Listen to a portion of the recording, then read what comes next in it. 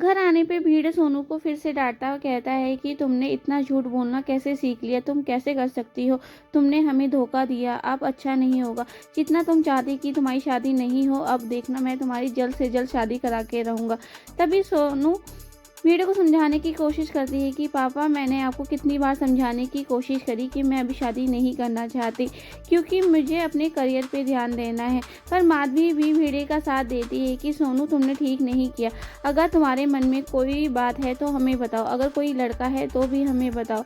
तब सोनू कहती है कि नहीं, अभी ऐसा कुछ नहीं है, अगर कुछ होता तो मैं आपको ज़रूर बताती, बट मैं अभी शादी करना नहीं चाहती। तभी भिड़े कहता है कि ऐसा नहीं हो सकता, तुम्हारी शादी होके रहेगी। और वो जोशी काका को फ़ोन कर देता है। जोशी काका भिड़े को बोलते हैं कि कभी तुम बोलते हो कि शादी करनी है और कभी कहते हो नहीं करनी है, अब तुम कह रहे हो शादी करनी है, क्या चल रहा है, तुम मुझे ये समझाओगे। तब भिड़े कहता है कि बस जोशी काका, अब मुझे जल्द से जल्द सोनू की शादी करनी है, आप लड़के की डिटेल्स लेके आ जाइए। तब जोशी काका कहते हैं ठीक है, मैं कल सारी डिटेल्स लेके आता हूँ। माधवी और भिड़े दोनों सोनू को ये कह के चले जाते हैं कि तुम्हारे लिए कल जोशी काका रिश्ता लेके आ रहे हैं, कल तुम रेडी रहना।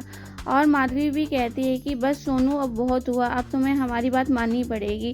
सोनू बहुत परेशान हो जाती है और भगवान से प्रार्थना करती है कि भगवान जी, अब आप ही हैं जो इस प्रॉब्लम से हमें निकाल सकते हैं। मुझे सोनू टप्पू को फ़ोन करती है कि अब हम बहुत बड़ी प्रॉब्लम में फंस गए, हमें क्या करना चाहिए। तभी टप्पू बोलता है कि यहाँ भी यही हाल है, दादाजी ने भी कांची दादा को बोल दिया है मेरे लिए रिश्ते के लिए कि लड़की जल्द से जल्द ढूंढे क्योंकि शादी करानी है। और वो कहते हैं कि अब हम इस बड़ी प्रॉब्लम में फंस गए हैं, कोई हमें नहीं निकाल सकता। तभी सोनू बोलती है कि जेठा अंकल से बात करके देख टप्पू, क्या पता वो हमारी प्रॉब्लम समझे और हमें कोई सोल्यूशन दे। तभी टप्पू जेठालाल के पास जाता है। जेठालाल पहले से ही परेशान है, उसे बहुत गुस्सा आता है कि उसने दादाजी और मुझसे झूठ बोला, मुझसे तो बोला ही बोला, दादाजी से क्यों झूठ बोला।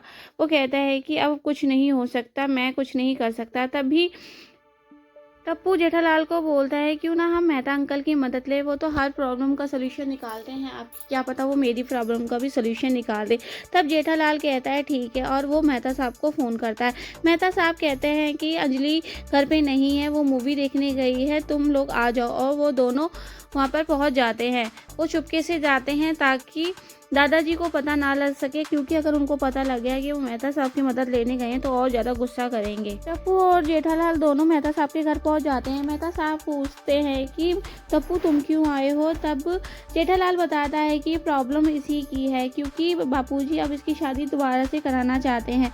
पर मेहता साहब कहते हैं कि इसकी शादी तो रुक गई थी ना, किसी महान व्यक्ति ने बोला था कि इस शादी के योग नहीं है। तभी टप्पू सारी बात बताता है कि कैसे उसने राजा मस्ताना की मदद लेके दादाजी और भिड़े अंकल को इस बात पर सहमत कर लिया था कि उनकी शादी अभी नहीं होनी चाहिए, बाद में हो। और ये सारा प्लान हमें आपकी बात से ही मिला था, जब आपने कहा था कि अगर हमारी कुंडली में कोई दोष हो तभी हमारी शादी रुक सकती है। इसीलिए हमने एक एक्टर को ढूंढा और ऐसा प्लान बनाया जो अब खुल चुका है, क्योंकि हमने अपने दोस्तों से बात कर रहे थे और ये सारी बातें भिड़े अंकल ने क्लब हाउस के बाहर सुन ली और उन्हें सब बात पता लग गई। अब हम हमारी शादी जल्द से जल्द कराना चाहते हैं, भिड़े अंकल भी और दादाजी भी। अब हमें क्या करना चाहिए मेहता अंकल, आप बताइए, इस प्रॉब्लम से निकालिए। तभी दादाजी मेहता साहब के घर पहुंच जाते हैं और मेहता साहब को डांटते हैं, कहते हैं कि अगर महतो तूने मैं इन दोनों की मदद की तो मेरे से बुरा कोई नहीं होगा, अब कुछ भी हो जाए टप्पू की शादी होके रहेगी। तब मेहता साहब कहते हैं कि नहीं जी, मैं तो समझा ही रहा था कि आप टप्पू को शादी कर लेनी चाहिए। तभी दादाजी कहते हैं कि मुझे पता है कि तू ऐसा कुछ नहीं कह रहा था, तू इनकी मदद करना चाहता है, पर अब तू मदद नहीं करेगा चाहे कुछ भी हो जाए। और वो उसे वार्निंग दे के वहाँ से चले जाते हैं। दादाजी घर लाकर दोनों को फिर से डांटते हैं और कहते हैं कि जेठिया, अगर तूने इसकी मदद की तो मेरे से बुरा कुछ नहीं होगा।